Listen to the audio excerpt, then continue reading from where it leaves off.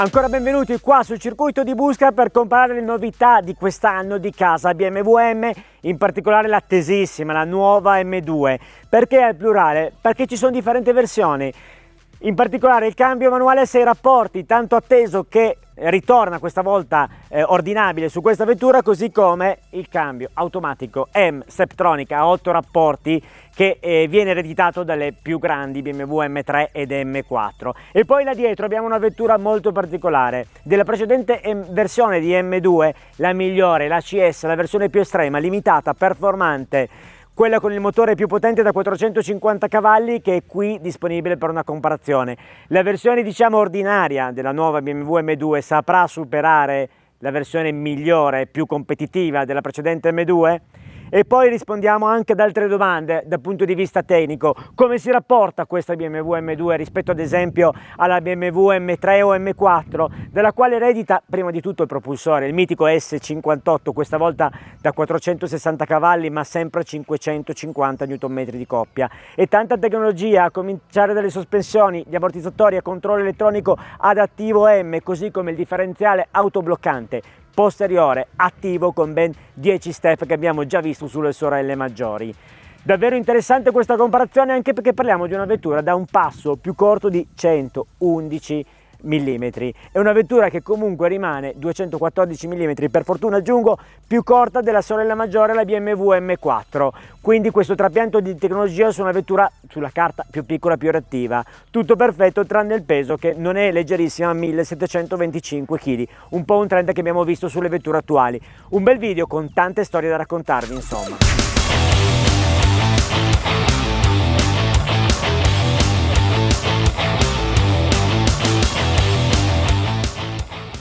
A bordo di questa nuova BMW M2 proviamo anche un po' di guida sporca, che con il passo corto, ovviamente meno della precedente, non sarà troppo difficile da fare.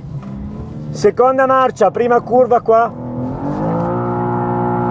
Spettacolo! È una drift car per eccellenza. Proviamo un pendolo, tipica ad esempio dell'M3 M4, abbiamo visto lì per la prima volta.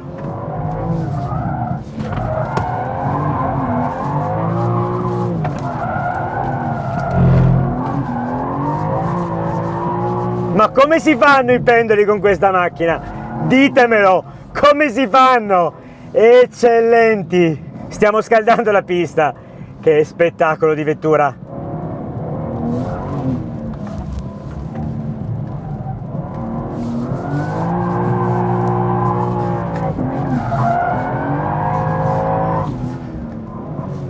Un giocattolo, ma efficace come un M4 in termini di velocità di percorrenza, incredibile. Al via hot lap su questa nuova M2 nella versione col cambio a 8 rapporti M Steptronic. Prime sensazioni, il telaio è bilanciatissimo, i P0 lavorano veramente bene, anche pneumatico. Quarta, terza sulla prima curva. C'è una leggera pioggia, ma il tempo l'abbiamo registrato sull'asciutto, quindi siamo tranquilli che sia corretto. Terza marcia, il telaio come ho detto è precisissimo, ottimi anche i freni, il peso non si sente quasi, almeno sul primo giro. Apprezzo soprattutto l'inserimento, la vettura rimane molto bilanciata, molto matura, più reattiva però di una M4 o M3 ad esempio, questo è positivo. Il motore spinge quasi uguale, impressionante. Sentite come prende i giri. Terza marcia qui, seconda. Cerchiamo di girare stretti e uscire puliti. Si catapulta veramente a una velocità allucinante da un tornantino all'altro. Il cambio è efficacissimo, io l'adoro questo Steptronic a 8 rapporti. Non mi manca assolutamente il doppia frizione, questo è bene dirlo. L'avevo già detto sulle M3 M4 e lo ribadisco. Mi piace di più da guidare questa vettura delle M3 M4 perché è più reattiva e si inserisce in curva in una maniera incredibile, anche se le altre due sono efficacissime. Via, vediamo il tempo sul giro. Mi è piaciuta tantissimo.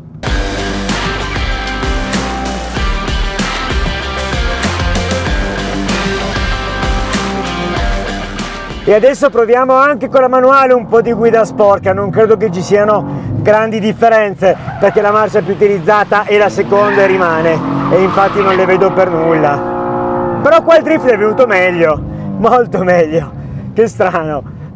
Però scherzi a parte, non vedo assolutamente differenze con la versione automatica in termini di divertimento di guida, diciamo nella guida un po' più sporcacciona, anche perché le marce che si usano sono sempre quelle basse in questi casi. E proviamo un pendolino anche con la versione manuale, c'è un filo meno di coppie bassi, nel senso che la rapportatura del cambio è più lunga, filo più difficile se vogliamo della versione automatica, anche per il mancato utilizzo del piede sinistro, però riesce bene anche qui.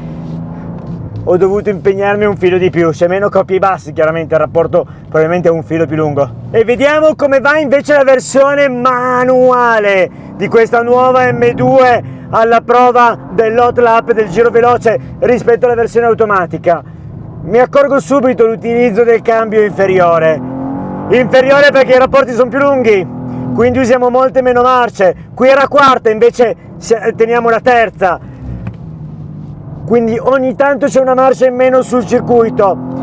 A livello di bassi la vettura è eccezionale come coppia, certo che la rapportatura lunga del cambio un filo si sente, quindi si ha quell'attimo veramente minimo di vuoto, però bisogna anche dire che utilizzando meno il cambio si perde leggermente meno tempo nell'utilizzo del motore perché si cambia meno e quindi si è sempre in tiro, per intenderci. Io sono abituato alle macchine da rally dove i rapporti al cambio, ad esempio sulla Rally 2, sono solo 5, eppure la vettura è efficace in termini di tempo. A livello di bilanciamento non noto differente, stessi pneumatici, stesso setup, la vettura è eccellente, anche i freni, anche qui sono ottimi, quindi nulla da dire. La vettura è identica all'altra versione, forse c'è un tema di leggerezza, ma davvero minima.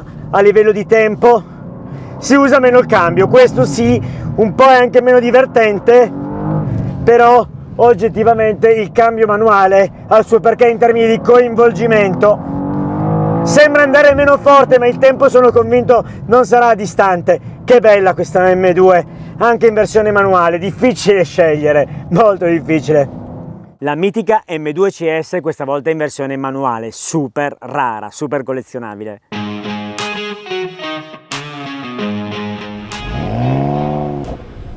Vediamo come andiamo con i drift con questa vettura, non sarà difficile.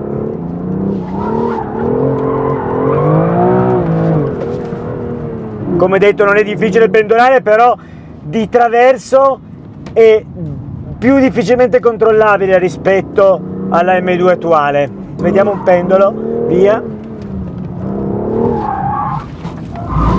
Difficile, molto più difficile di equilibrio,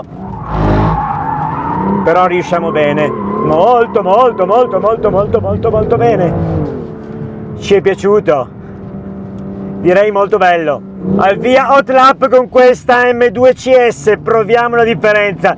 Io avevo una DKG che era incredibile, questa è una manuale invece molto più difficile da contenere rispetto alla nuova M2. Via, seconda marcia, terza marcia, il motore è bellissimo, nonostante tutto questo S55 che ricorda il motore della vecchia M3 veramente è divino, molta coppia ai bassi, molta spinta. Certo l'autobloccante fa un po' più fatica a contenere l'esuberanza, non è raffinato come quello della nuova M2, un po' di sottosterzo, sembra quasi entrare in curva, cadere in curva, forse complice anche gli pneumatici, questi Michelin Super Sport, che non sono efficaci come i P0. Via, motore veramente il punto di forza, cambio molto simile anche come rapportatura a quella della M2 provata prima, e il posteriore a ballare tanto, questo fa perdere tempo. L'altra M2, la nuova, muove il posteriore solamente quando lo si provoca, questo è anche un po' troppo per i miei gusti. Bella, divertente, ma poi quando veniamo al tempo perdiamo qualcosa. Sicuramente gli pneumatici non mi stanno convincendo. Io avevo provato i Michelin Cup 2 ed erano un'altra roba. Ultima curva, vediamo come la chiudiamo. Un po' di sottosterzo in entrata e mi spiace, manovriamo tra sottosterzo e sovrasterzo, cade un po' in curva come ho detto, non so se è colpa degli pneumatici o se è un tema di setup, mentre io sull'M2 CS di KG che avevo provato non aveva questo problema col doppia frizione, ma montava i Cup 2 come ho detto. Interessante scoprire le differenze, molto più difficile da guidare comunque come auto. Come sono andate queste due M2 manuale e automatica sulla nuova versione? Tempi eccellenti davvero. 1:18:69 per la versione automatica, che è il tempo esattamente fatto delle M4 Competition, e questo già di suo stupisce. Stupisce anche il fatto che la manuale sia stata solo 6 centesimi più lenta, un'inezia della versione automatica. Mi aspettavo guidandola una differenza veramente più importante, perché probabilmente in un tracciato di questo tipo avere solo 6 rapporti aiuta a cambiare meno, e questo significa comunque recuperare tempo di cambiata, seppur il cambio automatico sia molto efficace e molto veloce, e soprattutto la coppia di questo motore regge bene anche il cambio con una rapportatura di fatto più lunga. Questo è un confronto importantissimo perché montavamo i Pirelli P0, quindi non un pneumatico così estremo, non un Cup 2 o un Pirelli Trofeo. Questa versione, entrambe delle due avevano gli stessi pneumatici e non montavano, importante, il pacchetto Race Track, quindi un gran tempo considerando ottimi gli pneumatici Pirelli P0, ma non i pneumatici più performanti e ordinabili su queste due vetture. Ma adesso passiamo al confronto con l'M2 CS, venite con me. Ma vediamo com'è andata la nuova M2 rispetto all'M2 CS, la versione più performante del precedente modello. È stata più veloce la nuova perché la precedente ha chiuso in 1:18:87, pur un ottimo tempo, nella versione però provata più di un anno fa, non qui oggi, il doppia frizione. Con quali pneumatici? All'epoca avevamo il Michelin Cup 2, quindi un pneumatico più estremo del P0, ottimo, provato sulla nuova BMW M2. Mi chiedo quale sarebbe la differenza a parità di pneumatico prestazionale. Possiamo intuirlo da cosa? Dalla prova di oggi, la versione manuale, che rispetto alla versione a doppia frizione di un anno fa si è comportata peggio, e peggio di oltre un secondo, che è tanta la differenza, mentre abbiamo detto sulla nuova versione la differenza di qualche centesimo. Sicuramente è complice anche gli pneumatici, questa volta montiamo dei Michelin Super Sport, però più simili, se vogliamo, a un pneumatico come quello montato sulla nuova versione. Una differenza eclatante che ci fa capire quanto la nuova versione sia migliore rispetto alla M2 CS precedente. Iniziamo davvero bene questa era della nuova BMW M2.